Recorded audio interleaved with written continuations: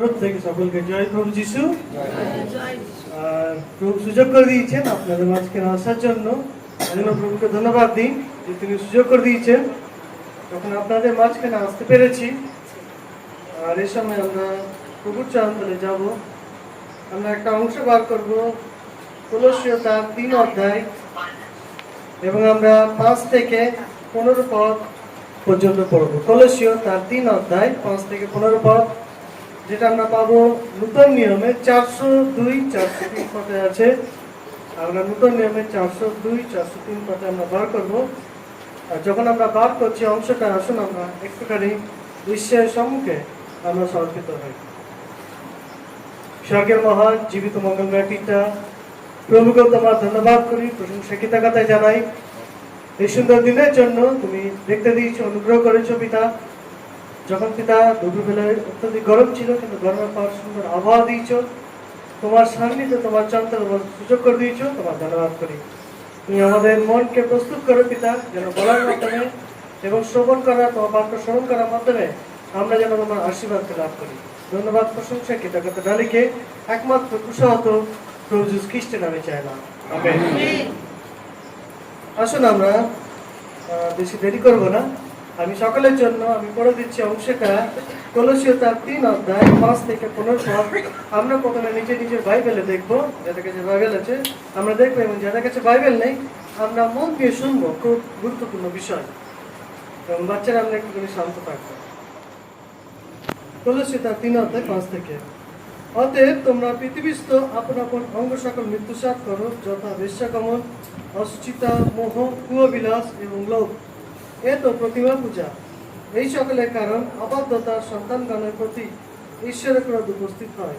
পূর্বে যখন তোমরা এই সকলে জীবন ধারণ করিতে, তখন তোমরাও এই সকলে চলিতে, কিন্তু এখন তোমরাও এই সকল ত্যাগ করো। ক্রোধ, রাগ, হিংসা, নিন্দা ও তোমাদের মুখ নির্গত কুৎসিত আলাপ। একজন অন্যজনের কাছে মিথ্যা কথা কহিও না, কেননা তোমরা পুরাতন মনুষ্যকে তাহার ক্রিয়াসূত্র বস্ত্রবধ ত্যাগ করিয়াছ, এবং সেই নূতন মনুষ্যকে পরিধান করিয়াছ, যে আপন সৃষ্টিকর্তার প্রতিমূর্তি অনুসারে তত্ত্বজ্ঞানের নিমিত্ত নূতনীকৃত হইতেছে। এই স্থানে গ্রীক কি যিহুদি, চিহ্নতা কি অচিহ্নতা, বর্বর, স্কুতীয়, দাস, স্বাধীন বলিয়া কিছু হইতে পারে না, কিন্তু খ্রিস্টই সর্বেসর্বা। অতএব তোমরা ঈশ্বরের মনোনীত লোকদের, পবিত্র প্রিয় লোকদের উপযোগী মতে করুণাচিত্ত, মধুর ভাব, নম্রতা, মৃদুতা, সহিষ্ণুতা পরিধান করো। পরস্পর সহনশীল হও, এবং যদি কাহাকে দোষ দিবার কারণ থাকে তবে পরস্পর ক্ষমা করো। প্রভু যেমন তোমাদিগকে ক্ষমা করিয়াছেন, তোমরা তেমনি করো। আর এই সকলের ওপরে প্রেম পরিধান করো, তাহাই সিদ্ধির যোগবন্ধন। আর খ্রিস্টের শান্তি তোমাদের হৃদয়ে কর্তৃত্ব করুক। তোমরা তো তাহারই নিমিত্ত এক দেহে আহত হইয়াছ, আর কৃতজ্ঞ হও। প্রভুর নামে ধন্যবাদ হোক, এটাকে আমার আশীর্বাদ করুন। আর এখানে যেন আমরা দেখলাম একটা খুব সুন্দর একটা অংশ প্রেরিত পৌলের দ্বারা লিখিত কলসীয় পত্র। আর প্রেরিত পৌল তিনি অংশটা লিখছেন যখন তিনি দশার মধ্যে আছেন, যখন তিনি বন্দিত্বের মধ্যে আছেন, যখন তিনি জেলের মধ্যে আছেন, তখন তিনি অংশটা লিখছেন। কিন্তু এই অংশের মধ্যে আমরা 5 থেকে 3 অধ্যায় যখন আমরা দেখি, 3টি অংশ আমরা এখানে দেখে নেব। কিছু অংশ যেটা বলা হচ্ছে, যেটা আমাদেরকে বলা হচ্ছে আমাদের এই জগতের অঙ্গগুলিকে কি করতে বলা হয়েছে, মেরে ফেলার দরকার বলা হয়েছে, বা মৃত্যু সাফ করতে বলা হয়েছে। সে বিষয়ে যেন আমরা পড়ি। আমরা পড়বো 5 পদ 6 পদ। অতএব তোমরা পৃথিবীস্থ আপন আপন অঙ্গ সকল মৃত্যুসাৎ করো বা মেরে ফেলো, যথা বেশ্যাগমন, অসুচিতা, মোহ, কুয়োবিলাস এবং লোভ, এর তো প্রতিমা পূজা। এই সকলের কারণ অবাধ্যতার সন্তানগণের প্রতি ঈশ্বরের ক্রোধ উপস্থিত হয়। এখানে সুন্দর রূপে, স্পষ্ট রূপে তিনি আমাদেরকে বলছেন, অর্থাৎ তিনি প্র্যাকটিক্যালি তিনি শিক্ষা দিতে চাইছেন। আর তিনি যখন এই পত্রটাকে লিখছেন, তখন এডি বা খ্রিস্টাব্দ 60 থেকে 61 খ্রিস্টাব্দে তিনি এই চিঠিটাকে লিখছেন। চিঠি বা পত্র তিনি এক একটা মণ্ডলীকে উৎসর্গ করে তিনি তাদের উদ্দীপনার জন্য এই চিঠি বা পত্রকে লিখছেন। এবং তার চিঠি লেখার পেছনে একটাই কারণ, যেন সেখানকার বিশ্বাসীরা আরো সঞ্জীবিত হয় এবং আত্মিকভাবে তারা যেন বৃদ্ধি পায়। আর সেই ক্ষেত্রে আমরা যখন দেখি কিন্তু সেই চিঠি লেখা হয়েছিল তখনকার সময়ে, কিন্তু সে শিক্ষা আজও আমাদের জন্য খুবই দরকার বা প্রয়োজনীয়। আর সেই পরিপ্রেক্ষিতে যখন পৌল তিনি লিখছেন, আমরা একটু ধ্যান দিয়ে যখন শুনি, সেখানে কি বলা হয়েছে যে আমাদের পৃথিবীস্থ অঙ্গ সকলকে মেরে ফেলার কথা বলা হয়েছে। এবার আমরা যদি আমাদের অঙ্গগুলিকে মেরে ফেলি তাহলে আমরা কীভাবে বেঁচে থাকবো, তাই না? কিন্তু আমাদের যে সমস্ত অঙ্গ, আমাদের যে পঞ্চেন্দ্রিয় আছে, তাছাড়াও আমাদের যে সমস্ত আমাদের অঙ্গ দ্বারা আমরা অন্যায় কাজকে করছি, অসুচিতার পথে যাচ্ছি, আমরা কি করছি? ঈশ্বর বিরুদ্ধে কাজকে করছি, তাকে ঈশ্বর সৃষ্টিকর্তা ঈশ্বরকে সন্তুষ্ট না করে অসন্তুষ্ট করছি, সেই বিষয়ে কথাকে বলা হয়েছে বা পৌল তিনি বলছেন। আর তিনি এরকম বলছেন, কি বলছেন? প্রথম বিষয় কি লেখা আছে আমরা যদি 5 পদ দেখি নিজের নিজের বাইবেলে, বেশ্যাগমন, অসুচিতা।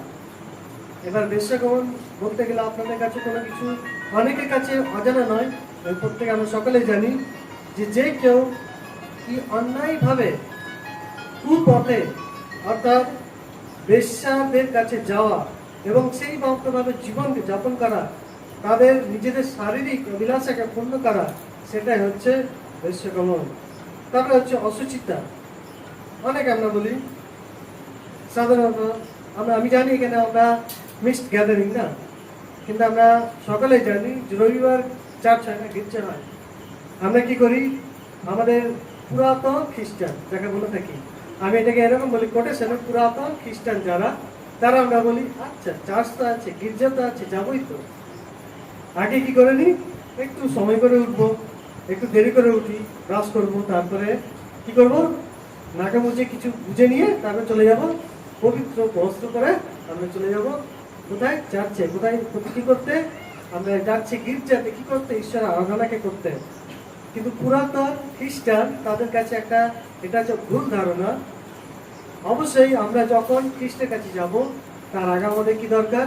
আমাদের মনকে প্রস্তুত করা দরকার, আমাদের হৃদয়কে প্রস্তুত করা দরকার, যে যিনি আমাদেরকে বানিয়েছেন তাকে আমরা কিভাবে প্রসন্ন করবো। এখানে বলেন না সন্তুষ্ট করবো, কিভাবে তাকে প্রসন্ন করব। তবে ব্যবস্থার যুগ অনুসারে তবে আমরা কি এখন হাতে করে একটা গরু, বলদ, পশু পাখি হাতে ধরে নিয়ে যাবো আমাদের ঈশ্বরকে সন্তুষ্ট করার জন্য? তা হতে পারে না, কারণ ব্যবস্থার যুগ নয়, এখন হচ্ছে অনুগ্রহের যুগ। এটা হয়তো আপনাদের কাছে একটু অস্পষ্ট বিষয় হতে পারে, কিন্তু আমাদের ঈশ্বরের বাক্য যা লেখা হয়েছে, প্রভু যীশু খ্রিস্টের দ্বিতীয় আগমন পর্যন্ত, যেটা হচ্ছে অনুগ্রহের যুগ। প্রভু যীশু এসেছিলেন, তিনি মারা গেছেন, এবং তখন থেকে আমাদের অনুগ্রহের যুগ শুরু হয়ে গেছে। এখন আমরা ব্যবস্থার যুগের দাস নই। তাই জন্য এখানে ঈশ্বরের বাক্য কি লেখা আছে? আমরা কি স্বাধীন নই, স্কুটিও নই, বর্বর নই, কিন্তু আমরা স্বাধীন, আমরা দাস নই, কিন্তু আমরা প্রত্যেকে খ্রিস্টে আমরা এক হয়েছি। আর তাই জন্য পৌল তিনি কথাকে বলছেন, তাই জন্য আমাদের জীবন থেকে সমস্ত দূর করা দরকার আছে। আমি খুব তাড়াতাড়ি বলে যাব 5টা বিষয়, যেটা হচ্ছে মৃত্যুসাত করতে হবে, বেশ্যাগমন, অসুচিতা, এবং তারপরে কি লেখা আছে? সেখানে লেখা আছে মোহ, কুবিলাস এবং লোভ, এ তো প্রতিমা পূজা। অনেকে আমরা বলে থাকি আমরা প্রতিমা পূজা করি না, আমরা তো কি করি না, সেই হাতে গড়া মূর্তির কাছে আমরা তো মাথাকে নত করি না। কিন্তু আমাদের জীবনে যদি এই সমস্ত স্বভাব আছে এখনো, তবে আমরাও সেই একই ধরনের প্রতিমা পূজার কাজকে করছি, অর্থাৎ আমরা প্রতিমা পূজা হয়ে গেছি। তাই ঈশ্বরের বাক্য বলছে, পৌল তিনি সচেষ্ট করছেন, তিনি সতর্ক করছেন, তোমরা কি করো? এই সমস্ত মেরে ফেলো। আর যদি আমরা চিন্তা করি আমাদের বাড়িতে খ্রিস্টানদের ঘরে যখন কেউ মারা যায়, আমাদের খ্রিস্টান ঘরে, তো আমরা কি করি? তাকে খুব ভালো করে সেই ডেড বডিকে ধুইয়ে নিয়ে স্নান করিয়ে তাকে ভালো জামা কাপড় পরিয়ে শেষ বিদায়ের জন্য তাকে কি করি? Coat pant tie suit boot পরিয়ে তাকে সেই কফিন বক্সের মধ্যে রেখে দিই, তাই না? এবং তার মধ্যে যত বলা হচ্ছে সেন্ট থেকে শুরু করে ইতর পর্যন্ত যত কিছু মূল্যবান আমরা পদার্থ তাকে দিই, যেন তার শরীর থেকে দুর্গন্ধ না বেরোয়। যদি সে মারা গেছেন, তিনি যদি মারা গেছেন 12 ঘন্টা হয়ে গেছে, তারপর সেখান থেকে কি হবে? তার শরীরের মধ্যে ধীরে ধীরে পচন ধরবে। কিন্তু আমরা সেই ডেড বডিকে নিয়ে কোথায় কি করি? সারা জীবন কি ঘরে রেখে দিই? আমরা সেই ডেড বডিকে নিয়ে বা মৃতদেহকে নিয়ে আমরা ভালো মতো কফিনের মধ্যে বন্ধ করে ব্রেক পুঁতে দিয়ে তাকে আমরা সেই নির্দিষ্ট স্থানে বা কবরস্থানে তাকে আমরা কবর দিয়ে আসি, মাটি দিয়ে আসি আমরা বলি। কিন্তু তারপরের দিন কি আমরা বা দুদিন পরে আমরা কি আমাদের যখন আরো প্রিয়জনেরা আসে, তারা যখন শোকাতুর হয়ে যায়, তখন তারা কি করে? আমরা কি সে যে নিয়ে এসে কবরের কাছে যে নিয়ে কি মাটি সরিয়ে নিয়ে কবর পোষ তুলে তাকে আমরা দেখি? কখনোই না।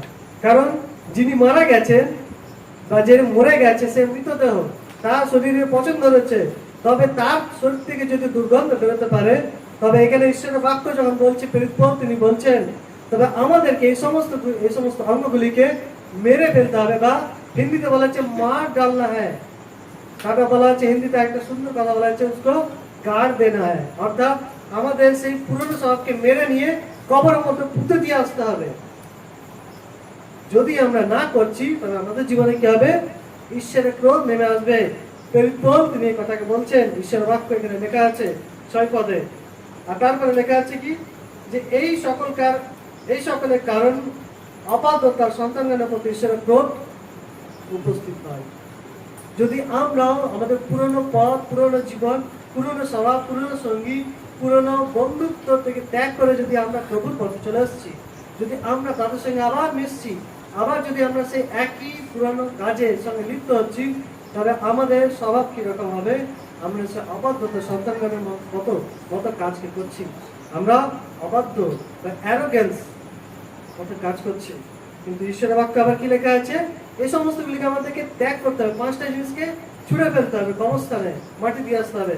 তারপরে 5টা জিনিসকে আবার কি বলছেন? আমাদেরকে আবার সেটাকে জীবনে কিছু আবার জিনিসকে আমাদেরকে ত্যাগ করতে হবে। শুধু কি এই সমস্ত করলে কি আমাদের জীবন থেকে খ্রিস্ট প্রকাশিত হবে? তা নয়।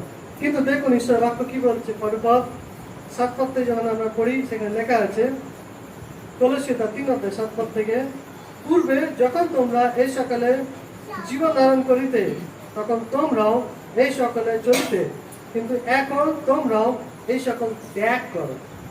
এর আগে বলা হচ্ছে মৃত্যুসাৎ করো বা মেরে ফেলো, তারপরে বলা হচ্ছে ত্যাগ করো বা ছেড়ে দাও। সেটা কি হচ্ছে? এখানে আমি যখন পড়বো আপনারা চিন্তা করবেন সে একই ধরনের স্বভাব আজ আমাদের মধ্যে আছে। আমি পড়ছি, আপনারা শুনবেন।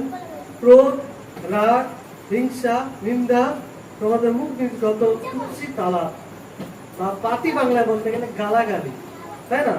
যদি আমরা বলি যে আমরা খ্রিস্টের সন্তান, আমরা নতুন সৃষ্টি, আমি খ্রিস্টান হয়ে গেছি, কিন্তু খ্রিস্টান হওয়ার পর আমাদের মধ্যে সে খ্রিস্টের স্বভাব আজও কিন্তু প্রকাশিত হচ্ছে না।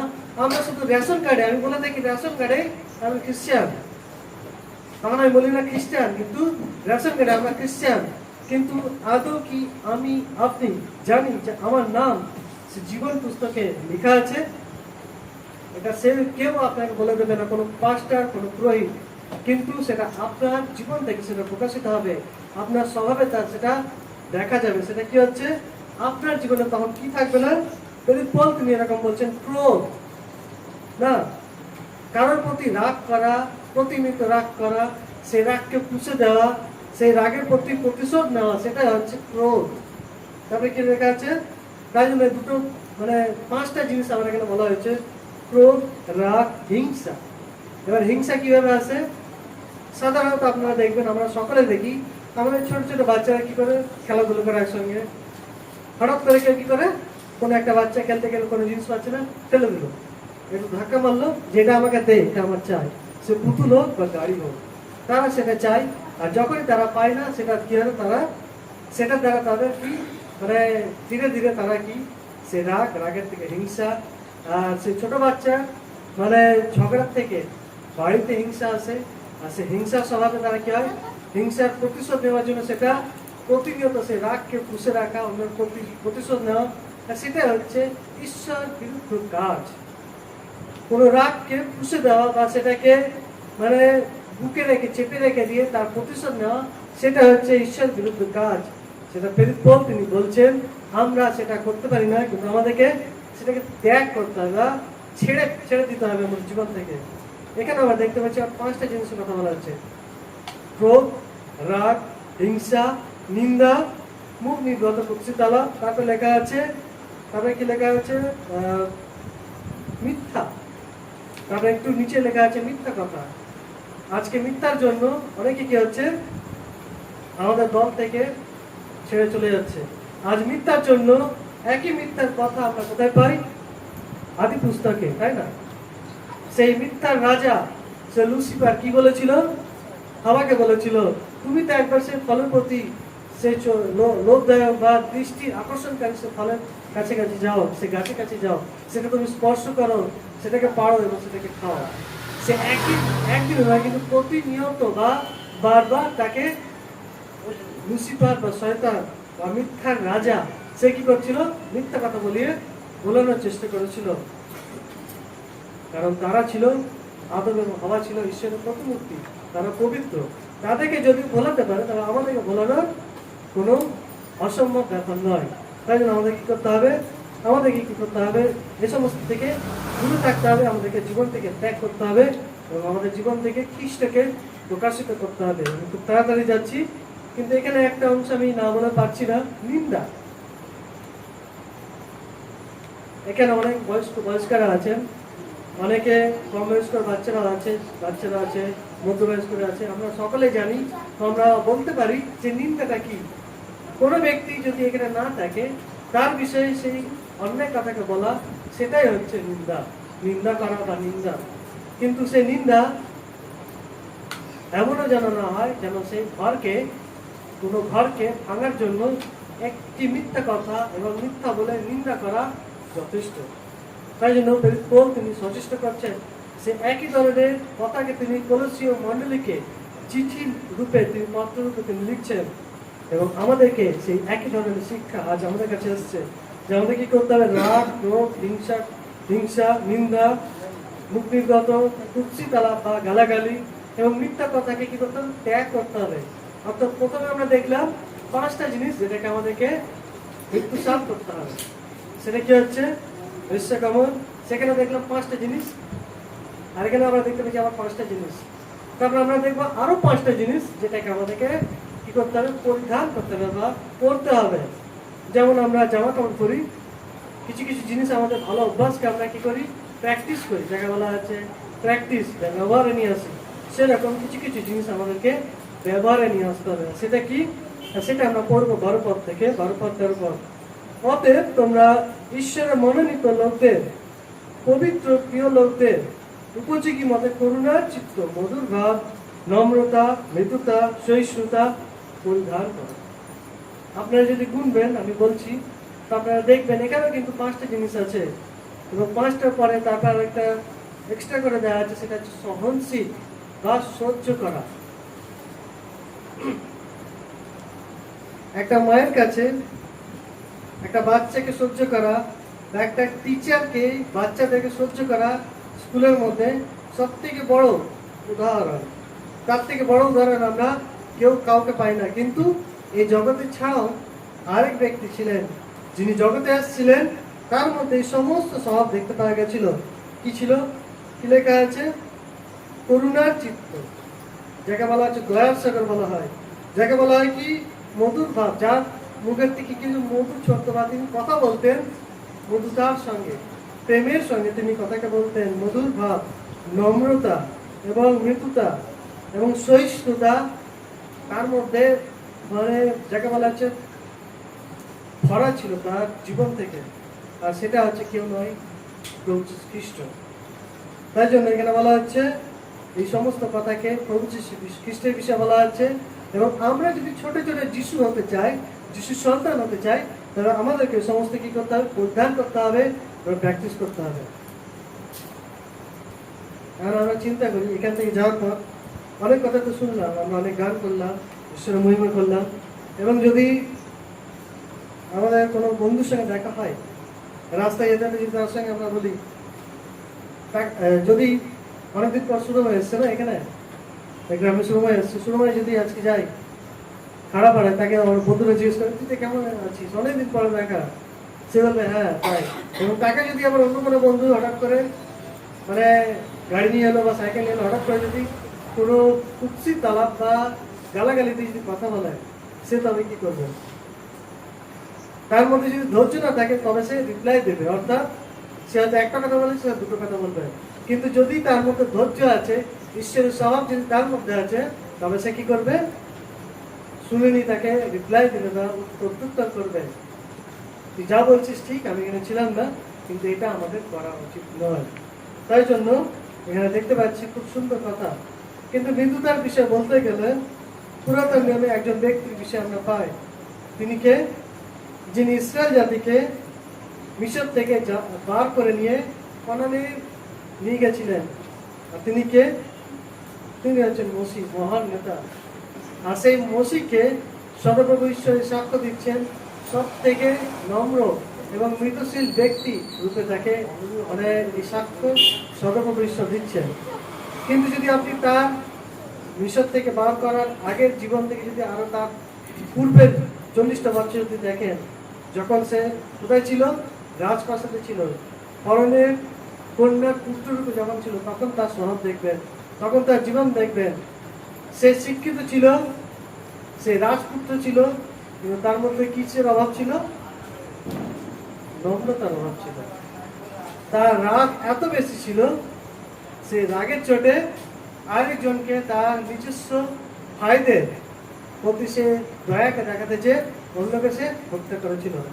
আর সে হচ্ছে মসিহ। কিন্তু সেই মসিহ সে ফরনের ভয়ে এবং আরো নিজস্ব জায়গায়, সেখানে লেখা আছে ইব্রিয়দের ভয়ে সে কি করছে? পালিয়ে যাচ্ছে সেখান থেকে, তাই না? যদি কেউ অন্যায় করবে সে তাকে পালাতেই হবে। তাই জন্য সে কি করছে? সে রাজার ভয়ে, সদরপুর ভয়ে পালাচ্ছে। এবং 40টা বছর সে যখন ল্যাভিসে মানে কত সুখাবিলাসের মধ্যে জীবনযাপন করলো, তার 40টা বছর, তার পরবর্তী 40টা বছর তাকে আরো বেশি কষ্টের মধ্যে জীবনযাপন করতে হবে। সদপ্রভু সেই সময়ের মধ্যে তাকে কি করলেন? শিক্ষা দিলেন, তাকে ক্রোধকারী ব্যক্তি থেকে মৃদুশীল ব্যক্তি করলেন, তাকে নম্র ব্যক্তি করলেন। কিন্তু তার বিষয়ে সদপ্রভুর সাক্ষ্য বহু পূর্বে তিনি দিয়েছিলেন এবং তাকে নম্র ব্যক্তি করে তুললেন সদপ্রভু ঈশ্বর, যেন সে কি করে?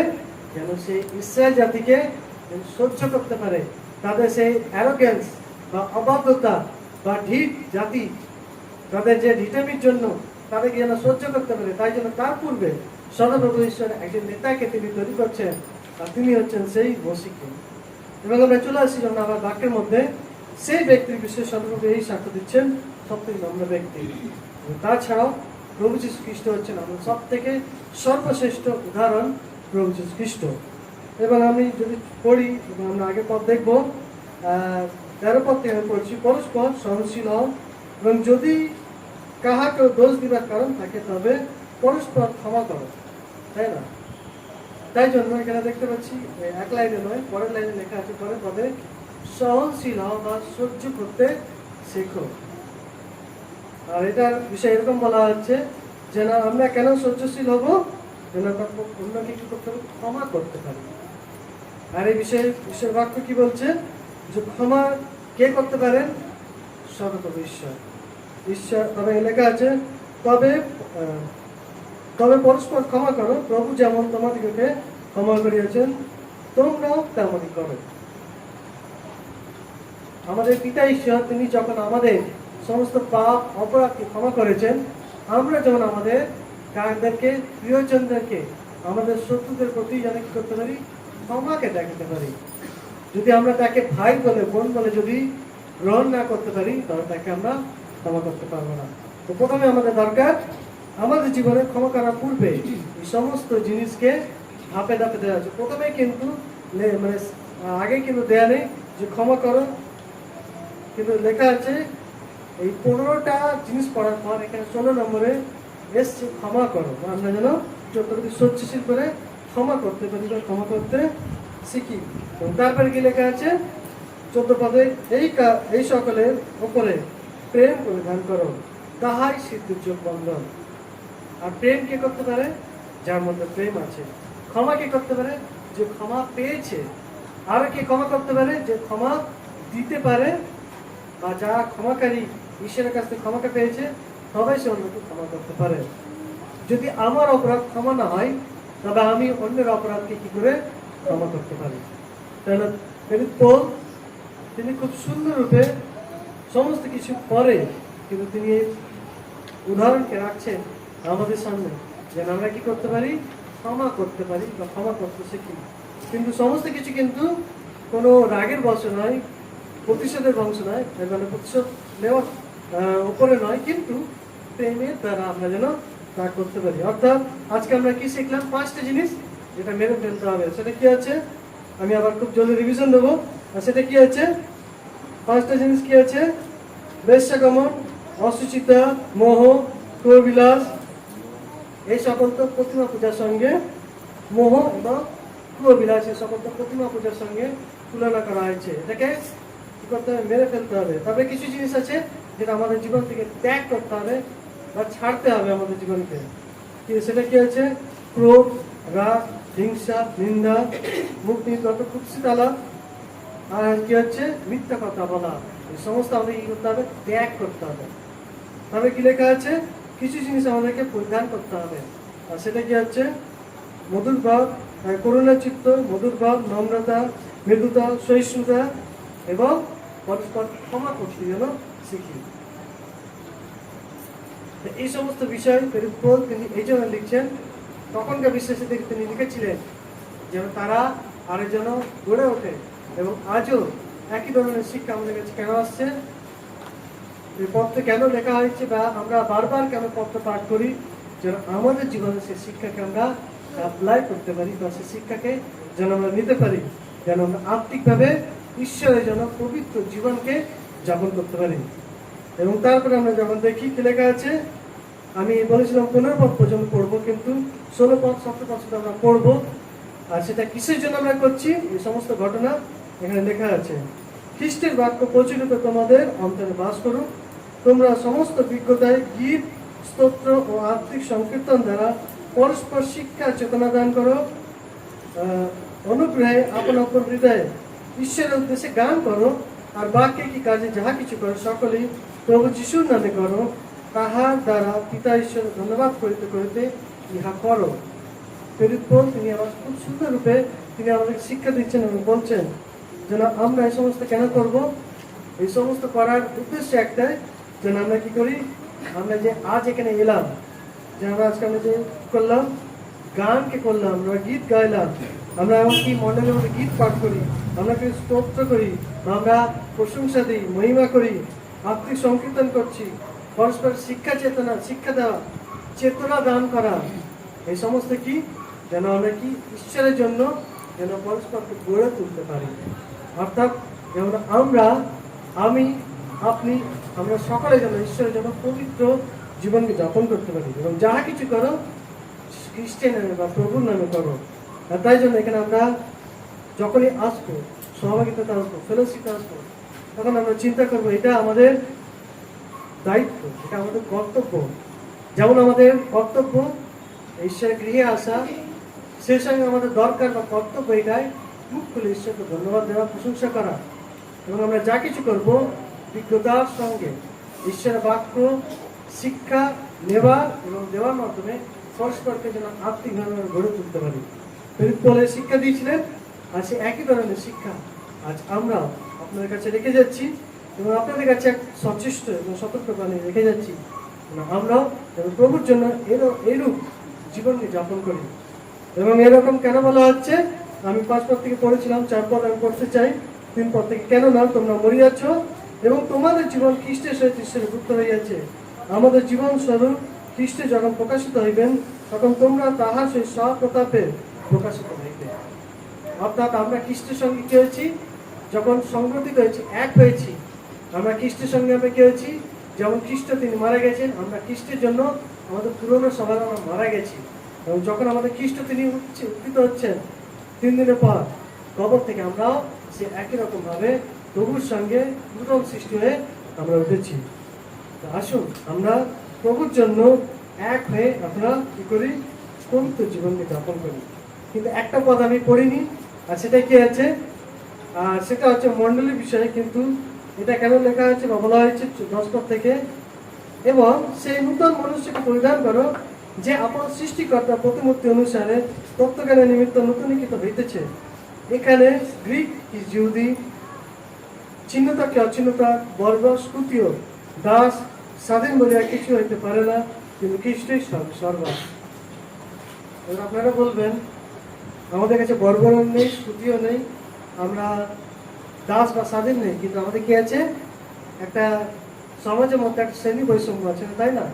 আমরা মনে করি আমরা গরিব, আমরা মনে করি আমরা, অনেকে মনে করি আমরা ধনী, কিন্তু খ্রিস্টের কাছে কেউ বড় লোক বা কেউ গরিব লোক নয়, কেউ প্রধান বা কেউ পুত্র বলে নয়, কেউ শিক্ষক বা কেউ গুরু বলে নয়, কিন্তু খ্রিস্টে দেখি সবাই আমরা এক যখন আমরা খ্রিস্টের সান্নিধ্যে আসছি। অর্থাৎ এটা কিসের কথা বলা হয়েছে?